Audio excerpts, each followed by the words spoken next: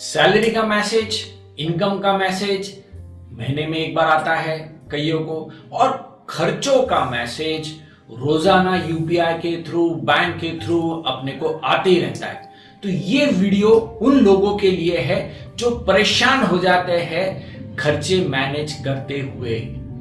दोस्तों, welcome to कर नीति विद अर्थनीति सीरीज, और ये पार्ट 3 है जिसके अंदर हम देखेंगे कि कैसे अपने एक्सपेंसेस की प्लानिंग करनी चाहिए।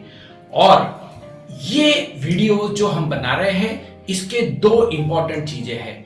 पहला, how to manage your expenses, and दूसरा, how to plan your expenses. इसके अंदर हमको ये देखना बहुत जरूरी है कि खर्चे हमारे कंट्रोल के बाहर चले जाते हैं, तो इसको कंट्रोल कैसे करें। कैसे हम ये देखते हैं कि हमारे इनकम के हिसाब से खर्चा हमने करना चाहिए। और दोस्तों, ये बात एकदम सही है कि जो आदमी खर्चा कंट्रोल करेगा वही आदमी एक जेन्युइन फाइनेंशियल प्लानर कहलाएगा। तो देखिए इस वीडियो के अंदर आगे आपको क्या नए पार्ट्स के अंदर हम डिटेलिंग करते हैं। अब हम आते हैं second part of the video पे, जिसमें हम ये डिस्कस करेंगे कि आपने आपके खर्चों की प्लानिंग कैसे करनी चाहिए। तो उसके लिए एक बहुत फेमस रूल है 50-30-20। इसका क्या मतलब होता है? आपका जितना इनकम है उसका 50% ऑफ द पोर्शन आपने साइड में रखना चाहिए for your essential needs. Then 30% of your income जो होता है वो आपने आपके लाइफस्टाइल खर्चों के लिए रखना चाहिए, और जो बचा हुआ 20% है वो आपने रखना चाहिए सेविंग्स, इन्वेस्टमेंट्स और लोन रिपेमेंट्स के लिए। तो अगर हम एग्जांपल के थ्रू अगर इसको देखते हैं, तो अगर आपकी इनकम सपोज 50,000 रुपीज है, तो 25,000 रुपीज जो रहेगा वो आपका जाएगा इसेंशियल नीड्स के लिए। 15,000 जो बचा हुआ रहेगा वो आपका जाएगा लाइफस्टाइल के खर्चों के लिए, और बाकी जो 10,000 बचता है वो आपका जाना चाहिए आपके सेविंग्स, इन्वेस्टमेंट्स और लोन रिपेमेंट्स के लिए। 50-30-20 का जो रूल है उसके अंदर फर्स्ट आता है 50% के अंदर नीड्स के अंदर हम देखेंगे 7 चीजें। ये 7 चीजों में सबसे पहले आती है हाउसिंग। मेरा घर है, उसका कोई रेंटल है, उसके टैक्सेस है, उसके रिलेटेड कोई मेरी सोसाइटी फीस है, पेमेंट्स है हाउसिंग के, वो लेना चाहिए। नंबर 2, यूटिलिटीज, यानी घर चलाने के लिए इलेक्ट्रिसिटी, वाटर, गैस, उसका खर्चा, फोन का खर्चा। नंबर 3, ग्रोसरीज, खाने पीने की चीजें जो हर महीने हम हमारे घर के अंदर लाते हैं और खर्चा करते हैं। फिर आता है चौथा, इंश्योरेंस। दोस्तों, ये बहुत इंपॉर्टेंट है हमारा सिक्योरिटी, हमारा फ्यूचर सिक्योर करने के लिए, जिसके अंदर हेल्थ इंश्योरेंस, लाइफ इंश्योरेंस आ जाता है। फिर आता है 5वां, लोकल कन्वेंस, ट्रांसपोर्टेशन, जो हम गाड़ियां हैं, डीजल, पेट्रोल, आने जाने का खर्चा। और 6ठा आता है चाइल्ड केयर, जिनके यहाँ छोटे छोटे बच्चे हैं, उनके related school fees, day care और उनके खर्चे यहां पर आएंगे। और आखिरी में 7वां इंपॉर्टेंट नीड में आता है हेल्थ केयर, क्योंकि यहां पर आपके यहाँ कोई सीनियर लोग है, आपके खुद का भी है, लाइफ केयर डिसीजेस, या जैसे हमारे मेडिसिन्स है, या मंथली कोई खर्चा है हमारे डॉक्टर्स का, वो यहाँ पर फीस, सारी चीजें हमने यहाँ पर लेनी चाहिए। इसके अलावा भी किसी और के कुछ नीड्स हो सकते हैं, बट ये 7 प्रमुख है। अब जो लाइफस्टाइल के खर्चे होते हैं, जो हमारा 30% ऑफ द इनकम है, उसमें कौन सी चीजें इंक्लूड होगी?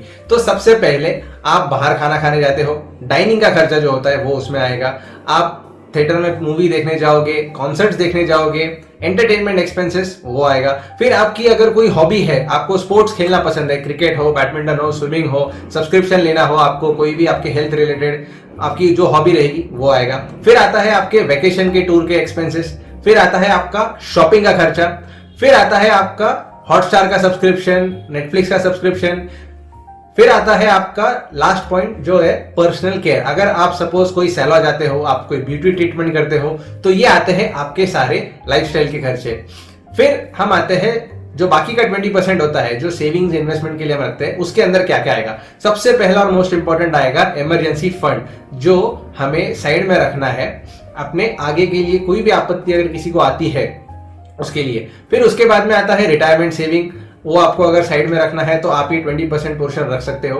फिर आता है इन्वेस्टमेंट्स, जो हम म्यूचुअल फंड्स, शेयर मार्केट में करते हैं। फिर उसके बाद में आता है कोई अगर लोन रिपेमेंट रहता है, आपका हाउसिंग लोन हो, कार लोन हो, उसका रिपेमेंट करना हो, तो ये आपके 20% पोर्शन में कवर होगा। फिर आपका एजुकेशन एक्सपेंसेस, जो आपको आपके बच्चों के लिए करना है, उसके लिए आपको सम एक अमाउंट बाजू में रखना है, तो वो ये 20% में आएगा। और अगर आपके कोई लॉन्ग टर्म गोल्स है, तो वो लॉन्ग टर्म गोल्स का जितना भी आपको पैसा इकट्ठा करके रखना है, वो ये 20% में आ जाएगा। प्लानिंग ऑफ एक्सपेंसेस तो ठीक है, बट इसको मैनेज करना, इसको ट्रैक करना, इसको रिकॉर्ड करना, ये बहुत इंपॉर्टेंट है। सैलरी लोगों के लिए, बिजनेसमैन के लिए कई बार ये दिक्कतें हो जाती है, पर्सनल एक्सपेंसेस को कैसे मैनेज करें। तो दोस्तों, यहाँ पर यूपीआई के थ्रू आजकल सबसे ज्यादा पेमेंट होते हैं, और फिर ये यूपीआई का पेमेंट करते वक्त आपने ठीक तरीके से लिखना चाहिए कि ये हम पेमेंट किसके लिए कर रहे हैं, तो आगे आपको अकाउंट्स रखने को काम आएगा।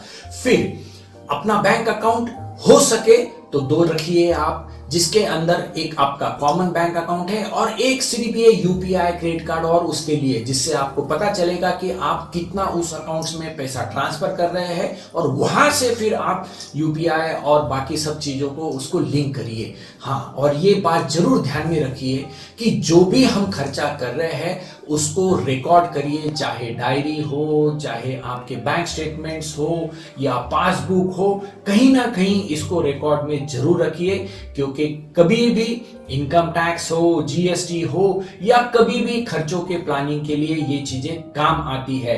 तो वही इंसान आगे बढ़ेगा जो इन चीजों का ध्यान रखेगा, और आगे खर्चे की नोटिंग होगी तो फिर अगले बारी ये काम आएगा कि पहले मैंने कितना खर्चा किया, अब मुझे आगे कितना खर्चा मैनेज करना है, प्लान करना है, बजट करना है।